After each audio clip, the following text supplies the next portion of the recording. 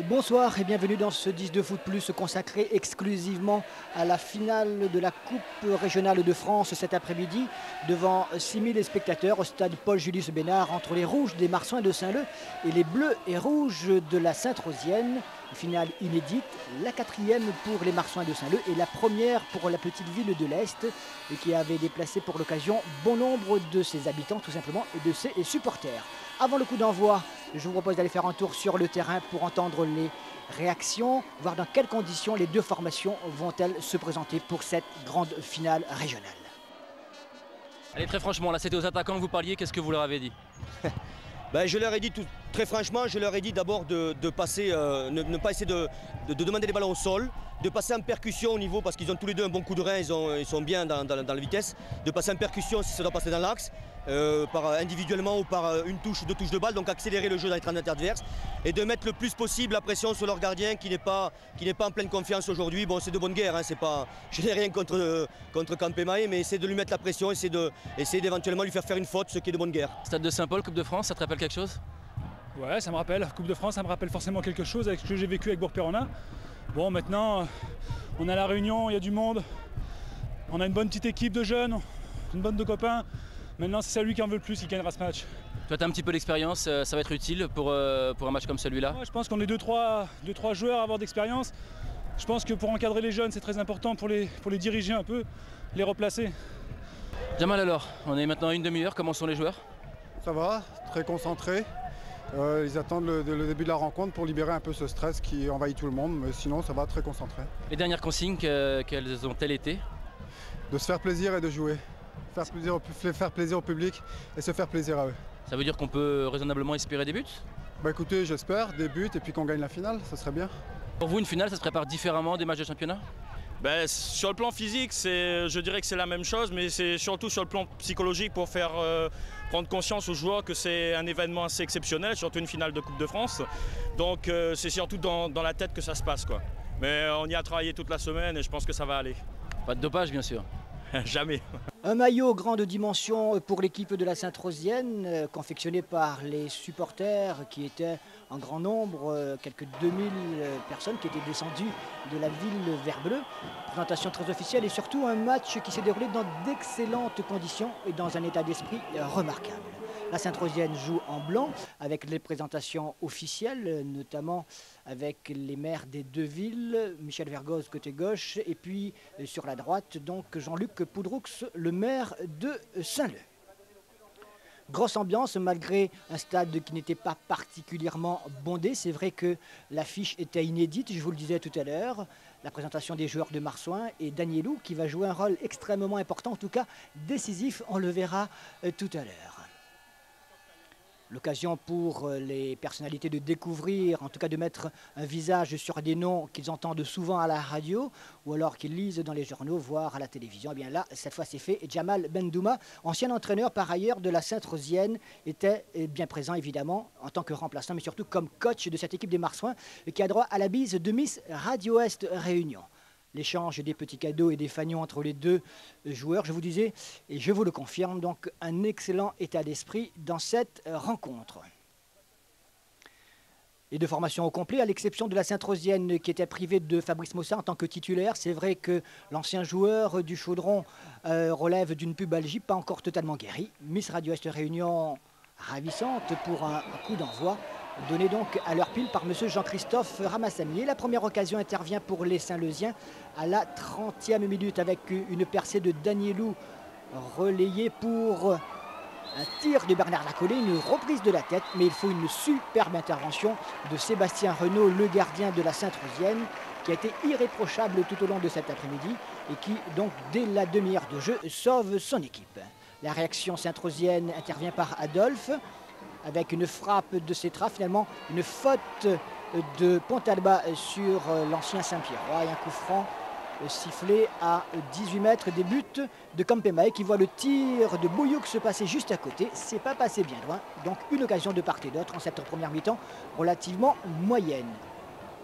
Les Saint-Leusiens vont se créer une nouvelle occasion peu avant de regagner les vestiaires.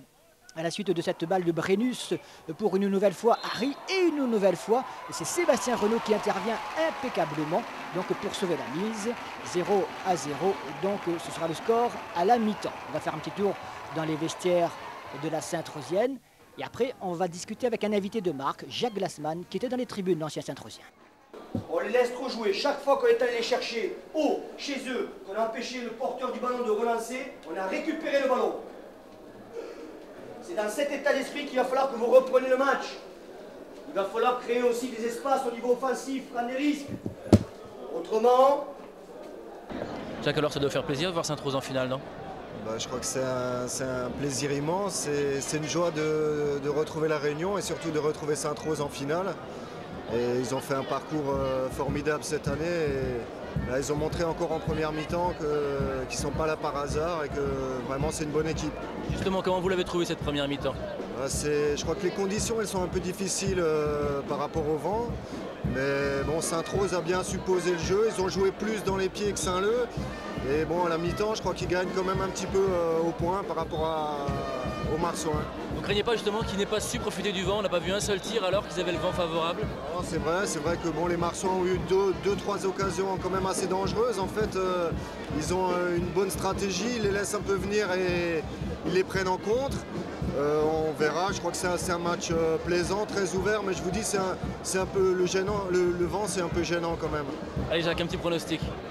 Je crois que je suis un très mauvais pronostiqueur, mais je crois que dans mon cœur, je suis pour Sainte-Rose, donc je les donne gagnants. J'espère qu'ils vont faire un très bon match et qu'ils vont gagner. La physionomie du match va totalement changé en seconde mi-temps avec beaucoup d'actions de but comme celle-ci d'entrée de jeu par Bernard Lacollet, mais encore une fois Sébastien Renaud, le gardien de la Sainte-Rosienne, est irréprochable. La réaction sainte-rosienne intervient par El Caman, sur le côté droit David Baptiste, un ballon pour Cetra et cette fois c'est Campemae qui intervient fort à propos. Campemae qui sauve ses buts à ce moment-là. Toujours donc 0-0. Nouvelle attaque des Sainte-Rosiens. Cetra, El Caman qui va y aller tout seul.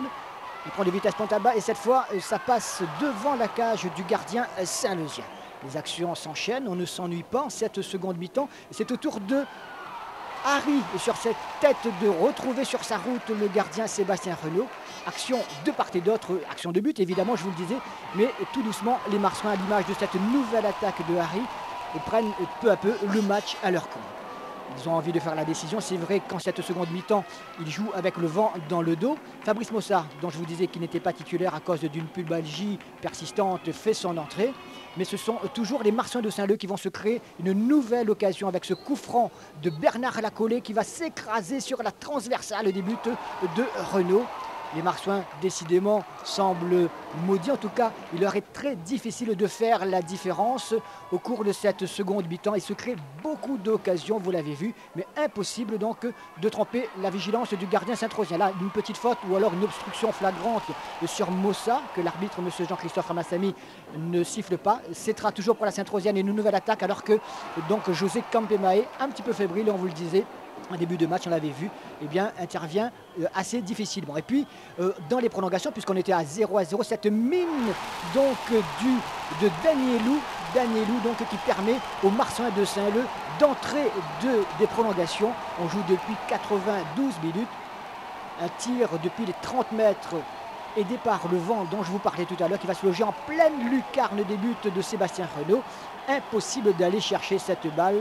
En tout cas, l'excellent gardien saint-rosien n'y est pas parvenu. Et pour le plaisir, eh bien, on revoit encore ce but donc, de Danielou qui va se loger dans le fond des filets des buts de la Sainte-Rosienne.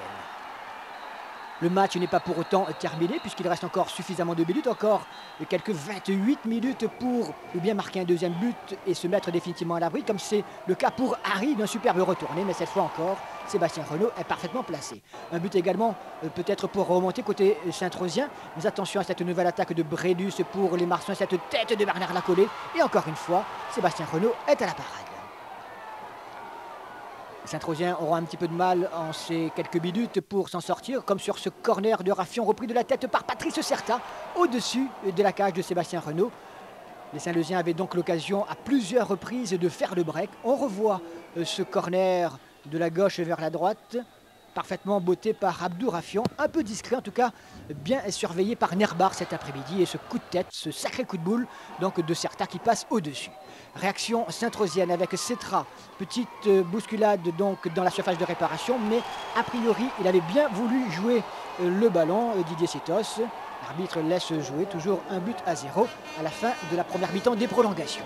La seconde mi-temps des prolongations sera tout aussi intéressante avec ce tir de Maceo entré quelques minutes plus tôt, avec cette petite passe de Nerbar pour Cetra, dont le tir passe à côté des buts de Campemae, José Campemae, donc, qui a gardé cet après-midi sa cage inviolée. 1-0, les minutes s'écoulent, avec la possibilité pour les Marseillais de faire le break à nouveau.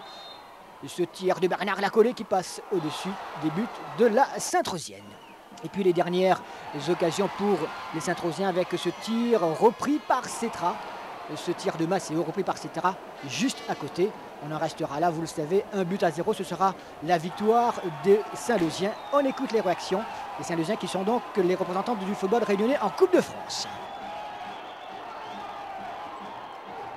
Alors félicitations. Félicitations. Hier on s'était vu, tu m'avais dit 1-0, but de Danielou, bonne pioche. Bah écoutez, je sais pas, mais je sentais les gars sereins. J'avais dit, c'est vrai, 1-0, but de Danielou. Et ben voilà, bravo. Bravo à Yann qui fait une saison exemplaire. Hein. Ça n'a pas été facile pour lui de s'adapter là. Aujourd'hui, c'est lui qui nous fait gagner la finale. Lui et le collectif, parce qu'on a un collectif qui travaille depuis longtemps. Et je tiens à les féliciter, tous ceux qui m'ont aidé, qui m'ont soutenu, et puis le public qui a été là aussi avec nous aujourd'hui. On là. Ouais, on ressent la joie, parce que nous là jouons pour gagner aujourd'hui. Ils pensent que nous méritons. Si on regarde le match, normalement, on nous mérite le match. Mais pour le mi-temps, on a raté trop d'occasions, mais après, prolongation, on a Tchazot. L'expérience a fait la différence? Je ne pense pas, à nous, l'équipe on veut plus, et ce soir, tu dois gagner. Terrible. Je suis passé à côté. On a été crispés, on n'a pas posé notre jeu. Ah, c'est dur de perdre une finale. Jamais facile. Ah, c'est comme ça, c'est pas grave.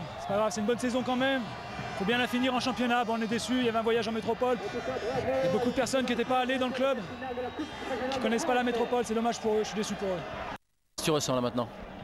Bon, c'est ce que je ressens. Je pense que on a joué le coup, mais dommage, on est passé à côté. On a eu 2-3 occasions, mais il y a moi aussi que j'ai eu l'occasion de se côté, mais je n'ai pas pu mettre au fond. C'est vrai, on est dessus, on est passé en finale. Patrice, l'inexpérience aujourd'hui qui vous a coûté la victoire peut-être? Ouais, peut-être on peut parler d'inexpérience. Moi je pense plutôt manque de réalisme devant le but, surtout en seconde mi-temps. Autant en première mi-temps on n'a pas su utiliser l'avantage du vent qui nous permettrait de nous mettre peut-être en position. On n'a pas su conclure les actions, les situations dangereuses, on n'a pas pu faire l'avant-dernière, la dernière passe. On n'a pas frappé au but pratiquement en première mi-temps alors qu'on avait l'avantage du vent. Par contre en seconde mi-temps, changement de situation, très rapidement on s'est créé des occasions. En 13 minutes il y en a eu 3 très nettes et on n'a pas su saisir notre chance. Et dans ce genre de match, bon, il ne faut pas laisser passer ce genre d'occasion. Après, la fatigue aidant, un de leurs joueurs a décoché une frappe superbe dans l'axe, on ne monte pas sur le porteur du ballon, il la met dans la lunette. Eh bien, écoutez, bravo, hein, félicitations. On a l'occasion encore de revenir dans la prolongation tout de suite par Fabrice Mossa. Bon, on ne peut pas lui en tenir rigueur, mais c'est le genre d'occasion qu'il ne faut pas laisser passer.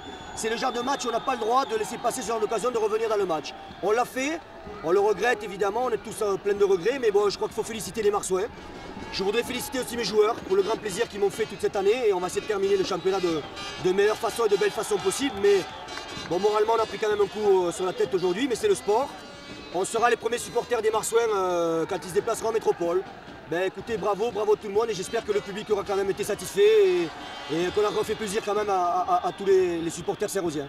Prochain tour pour les Marseillais, 28 novembre à Paris. Bonne soirée, à bientôt.